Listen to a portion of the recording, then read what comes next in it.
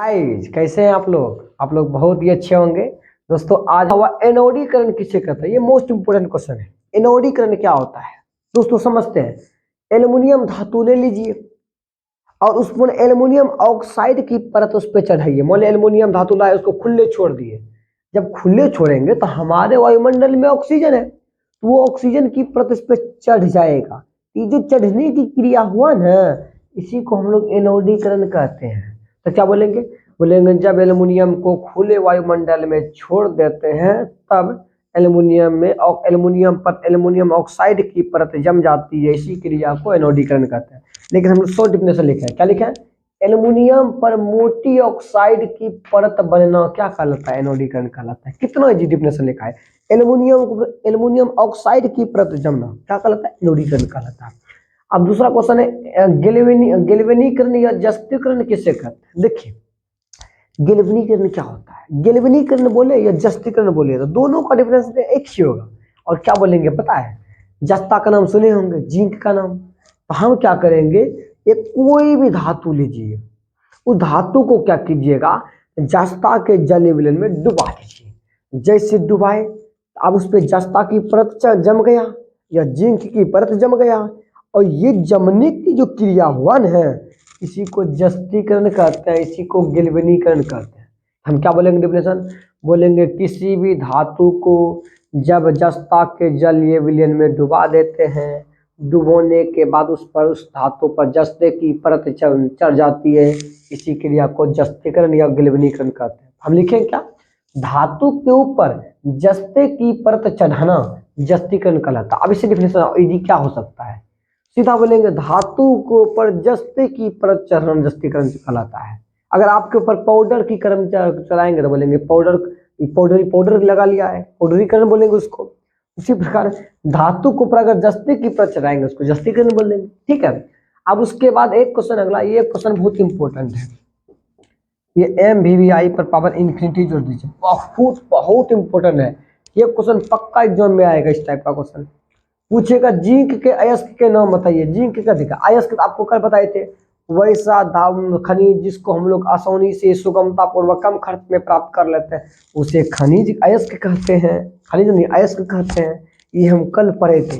लेकिन आज पढ़ेंगे कि जिंक के दो अयस्क का नाम बताइए। सबसे पहला अयस्क है, दो को अगर पूछेगा तो दो को लिख दीजिएगा। एक जिंक ब्लेंड, ये जिंक का ही अयस्क है। इसके अंदर जिंक मिलेगा, इसके अंदर सोना नहीं मिलेगा। जिंक के अयस्क में जिंक मिलेगा। ये जिंक ब्लेंड जिंक का अयस्क है। इसका सूत्र होता है ZnS। और एक होता है केलेमाइन, और केलेमाइन का सूत्र होता है ZnCO3। एक होता है जिंकाइट, तो उसका सूत्र होता है ZnO।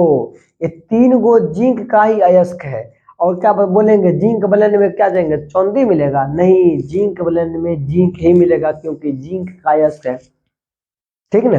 तो ये तीनों अयस्क का नाम याद रख लीजिए। इसमें हमको समझाने का कोई तरीके नहीं हुआ, समझा के क्या फायदा होगा, इसको आपको याद करना पड़ेगा। ठीक है। उसके बाद को अमलगम क्या होता है, बार बार क्वेश्चन पूछता है लोग, अमलगम क्या होता है सर, अमलगम क्या होता है? बच्चा को समझना था अमलगम क्या होता है, हम समझाते हैं आज अमलगम क्या होता है। मान लेते हैं कोई धातु को, दो को धातु को ले, एक धातु दोनों को मिला देना चाहिए। हाँ, लेकिन मिलाना है। अगर मिला देंगे पूरे मिल गए तो उसको मिश्रण कर देंगे। अमलगम तब कहेंगे जब दो धातु को मिला दिए और उसमें से एक धातु पारा हो। क्या हो? पारा हो। पारा को ही मरकरी कहते हैं इंग्लिश में। बोलेंगे जब दो धातुओं को आपस में मिलाया जाता है जिसमें से एक धातु पारा हो या मरकरी हो, उसे क्या कहते हैं? अमलगम कहते हैं। तो ये देखो लिखे हैं, जब दो धातुओं का ठोस मिश्रण जिसमें एक धातु पारा हो उसे अमलगम कहते हैं। तो मेरा डेफिनेशन सीधा और जी लैंग्वेज में लिखना, जैसे बोलेंगे जब दो धातुओं को आपस में मिला देते हैं उसमें से अगर एक धातु पारा हो या मरकरी हो उसे अमलगम कहते हैं। ये बहुत ही इंपॉर्टेंट क्वेश्चन था, लेकिन आज दोस्तों समय नहीं है, इसी कारण से आज इतना ही पढ़ाएंगे। और कल मिलेंगे पूरे जोश के साथ। हंसते रहो, मुस्कुराते रहो और पढ़ते रहो।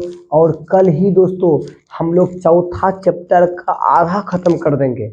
मतलब रखिए कि 2 से 3 क्लास में पूरी केमिस्ट्री खत्म। तब हम लोग फिजिक्स का शुरू करेंगे। और इस संडे जो आने वाला है उस दिन हम 2 क्लास लेंगे।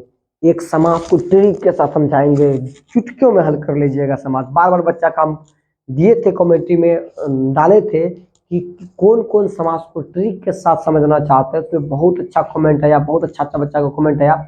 इसीलिए हम लोग संडे को समाज पूरे जोश के साथ समझेंगे, बहुत ट्रिक के अंदाज में, 9 सेकंड में आप समाज को हल कर लीजिएगा दोस्तों। लेकिन आज हम इतना ही सॉल्व करेंगे और आप लोग घर में पढ़ते रहिए, हंसते रहिए और मुस्कुराते रहिए। आज के लिए इतना ही, मिलते हैं कल पूरे जोश के साथ। Thank you.